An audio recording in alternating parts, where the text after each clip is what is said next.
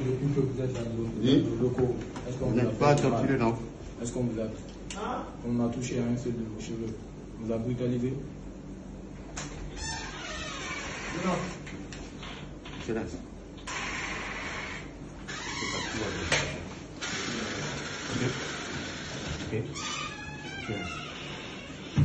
Guinéennes et Guinéens, chers compatriotes, la situation sociopolitique et économique du pays, le dysfonctionnement des institutions républicaines, l'instrumentalisation de la justice, le piétinement des droits des citoyens, l'irrespect des principes démocratiques, la politisation à outrance de l'administration publique, la gabegie financière, la pauvreté et la corruption endémique ont émené l'armée républicaine de Guinée à travers le Comité national du rassemblement et du développement, CNRD, à prendre ses responsabilités vis-à-vis du peuple souverain de Guinée et dans sa totalité.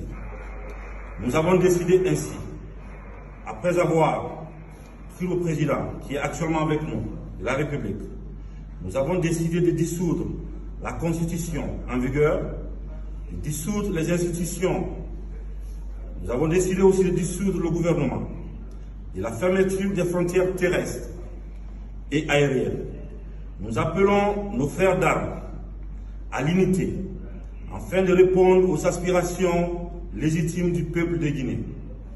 Nous les invitons également chacun, à ce qui le concerne, de rester dans les casernes et continuer leurs activités régaliennes. Nous n'avons pas, on ne va pas reprendre les erreurs du passé. Nous allons nous concentrer sur KPJ. Donc, nous appelons nos frères d'armes des unités de toute la République de se mettre du côté du peuple, cette fois-ci, pour une bonne fois, d'aider le peuple guinéen à sortir de ça, parce qu'on a besoin de sortir de cette ornière. Nous invitons également chacun, en ce qui le concerne, de rester dans ces casernes et de continuer les activités régaliennes. C'est quoi? C'est protéger la population, nos frontières. C'est le combat qu'on doit mettre, qu'on doit continuer.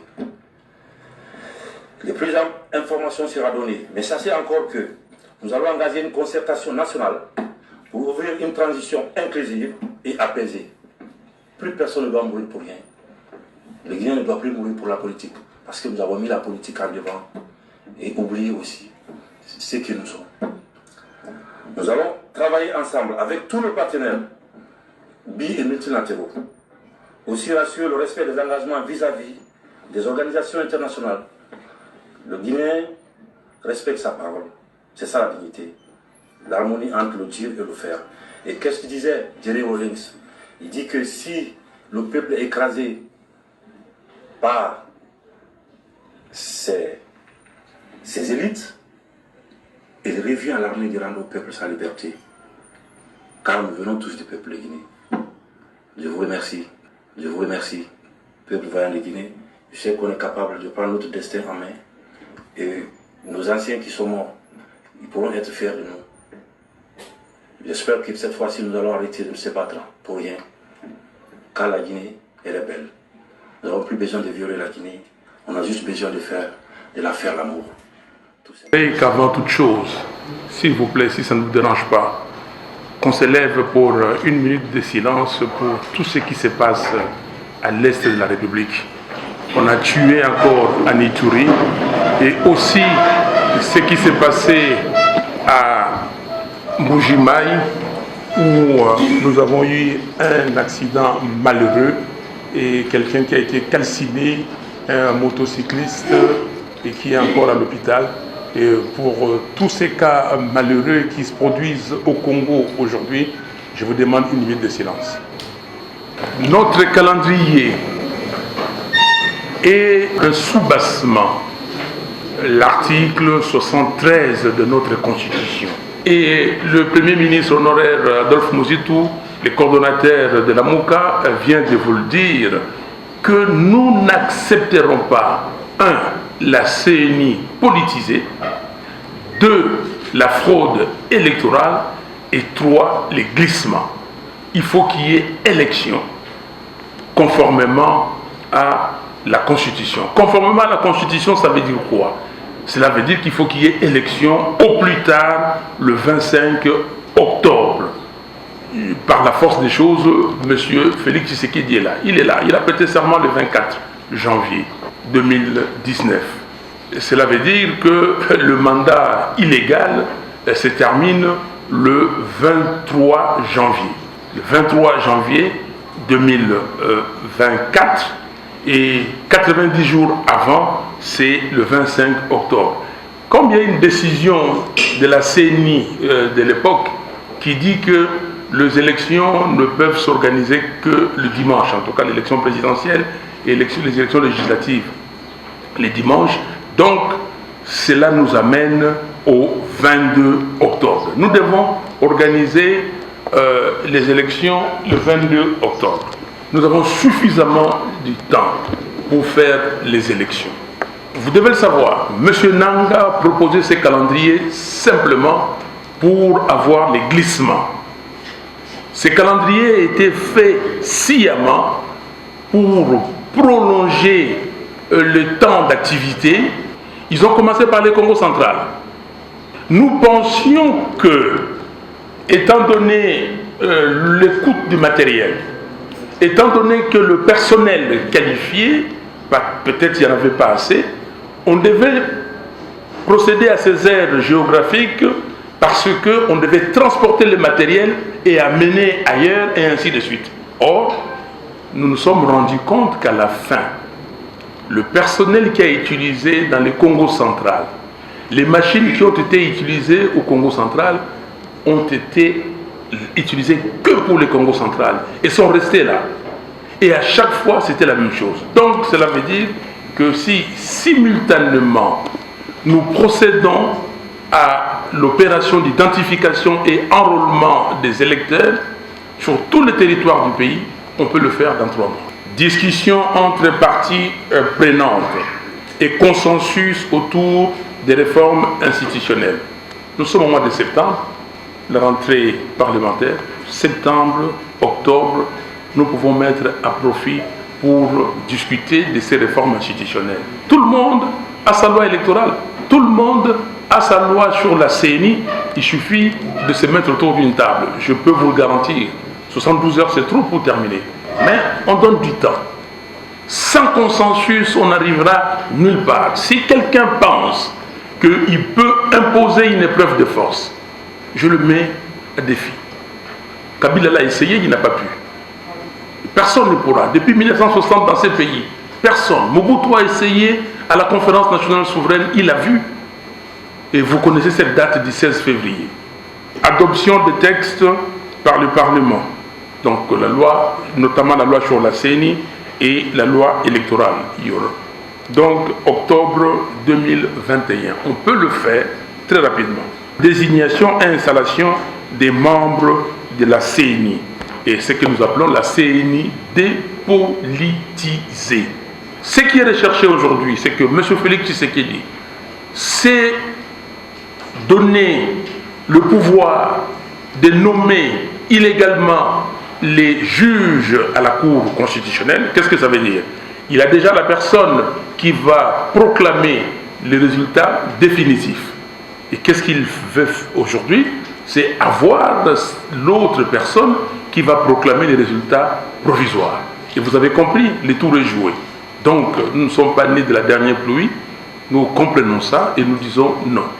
Quand la CENI, les membres de la CENI sont installés, il faudra leur laisser le temps de faire l'état des lieux et des organisations internes, et puis commencer à procéder à l'acquisition de matériel d'identification et d'enrôlement. Et pour ça, nous disons 90 jours, 3 mois suffisent. Et après, on viendra au renouvellement du fichier électoral, c'est-à-dire identification et enrôlement des électeurs. Et cette activité doit se faire simultanément sur toute l'étendue de la République. Donc la production du fichier brut, c'est au mois de septembre 2022. Et dès qu'on produit ça, le même mois de décembre, publication des statistiques des électeurs par entité électorale. Il faut le publier. Il faut qu'on le voit dans les sites de la CENI pour que les gens aillent et se rassurent. Ils sont là, ils ne sont pas là. Il y a des fraudeurs, il n'y a pas de fraudeurs. C'est que nous tous, nous contrôlons, on se contrôle mutuellement. Après ça, il faut un audit. Il faut un audit sérieux. Après, il faut publier les fichiers électoraux, les publier sur le site de la CENI pour que tout le monde le sache, et même dans les journaux officiels. Il viendra la commande, la livraison et le déploiement des matériaux électoraux. Donc 180 jours, novembre 2022 à avril 2023. Et ça, cette opération peut même commencer avant. Préparation du projet de répartition des sièges et dépôt à l'Assemblée nationale. Après viendra le vote de la loi sur la répartition des sièges au Parlement à la session de mars 2023. Et en avril 2023, promulgation de cette loi. Et comme ça, tout le monde sera au courant. Et après, on va convoquer l'électorat, convocation de l'électorat. Dans cette partie, maintenant, on ouvre des bureaux de réception et de traitement des candidatures, inscription des candidats, ajout, retrait, substitution, validation, publication et puis contentieux. Dans un premier temps, pour les candidats députés provinciaux, nous pensons que cette activité peut se faire pendant 20 jours en juin 2023. Et en juillet 2023, pendant aussi 20 jours, on peut faire la même ou les mêmes opérations pour les candidats présidents de la République et députés nationaux. Et en juillet 2023, il y aura notification de la Cour à la CENI, donc la Cour constitutionnelle, dans la Cour et les autres cours à la CENI, les cours d'appel. Et après, nous passerons à la publication des listes définitives des candidats en juillet 2023. Il suivra les préparatifs techniques de l'impression des bulletins de vote, arrangement de machines à voter. Là, nous allons continuer à discuter comment faire les procès-verbaux et les fiches de résultats, les conditionnements et livraison au hub. Publication des listes des bureaux de vote 30 jours avant les élections, et c'est un impératif.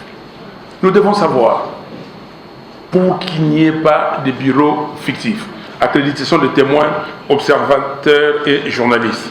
40 jours, il faut le faire proprement. On a toujours fait ça en désordre et ça n'a jamais marché. Et après, recrutement des formateurs et agents électoraux, cascade de formation des formateurs électoraux à tous les niveaux, formation des chefs de centre, des présidents des bureaux de vote. Et après, nous aurons le déploiement des chefs de centre et présidents formateurs dans les sites de formation. Et puis viendra la formation des membres des bureaux de vote pendant un mois, la campagne électorale pour les 3 élections combinées, du 21 septembre au 20 octobre 2023. Dimanche 22 octobre, nous avons le scrutin combiné. Les résultats provisoires soient déjà annoncés dans les centres de compilation. Ça doit être annoncé. Donc chaque centre doit déjà prononcer ses résultats. Nous avons suivi les mêmes calendriers. Et depuis, ils disent toujours 7 jours. Et nous avons suivi ces 7 jours-là. Annonce des résultats le 29 octobre 2023. Publication des résultats définitifs de l'élection présidentielle le 8 novembre 2023. On laisse le temps à la Cour constitutionnelle, le temps des recours, et après, 10 jours après, on peut publier les résultats. La CENI utilise le mot annonce. Mais nous disons annonce et publication. Faites attention à la sémantique. Annonce et publication, parce qu'on doit publier. Dans les sites de la CENI, on doit avoir les résultats. Donc le 12 novembre. Et prestation de serment du président élu, le 24 janvier 2024. Et après, on aura la publication des résultats définitifs des élections législatives nationales et provinciales le 12 janvier 2024. Le recensement, c'est une autre manœuvre de repousser les élections, de glisser. Parce que le recensement, le vrai recensement, ne peut pas prendre dans ces pays, continents, moins de 5 ans. Nous avons certes des spécialistes, nous avons l'INS, nous avons le bureau de recensement, nous avons le ministère de plan, ils sont équipés. En plus, on a créé l'ONIP. L'ONIP. Rappelez-vous de l'ONIP. Nous avons marché ici dans ces pays contre l'ONIP. Et ces gens-là qui ont marché contre l'ONIP, qui ont dit non, Office national d'identification de la population, ils ont dit non. Aujourd'hui, c'est eux qui mettent l'ONIP, au premier plan. Mais le recensement, d'abord par un gouvernement légitime. Ce gouvernement illégitime va faire le recensement comment? Ce gouvernement faible, qui n'arrive à rien avoir, va faire le recensement comment? Qui ne comprend pas grand-chose. Et de toutes les façons, quand vous recensez les gens, après avoir recensé, parce que vous recensez de 0 à plus de 100 quelques, mais vous devriez après procéder à l'enrôlement des électeurs. Donc vous devez encore faire l'action. Nous disons que non. Si nous faisons l'opération d'identification et enrôlement d'électeurs correctement, on peut avoir des élections crédibles, apaisées, impartiales, pour avoir des institutions légitimes et que ces institutions travaillent comme toutes les autres institutions démocratiques ou légitimes dans le monde. Donc, pour l'instant, les recensements, c'était un prétexte pour les glissements.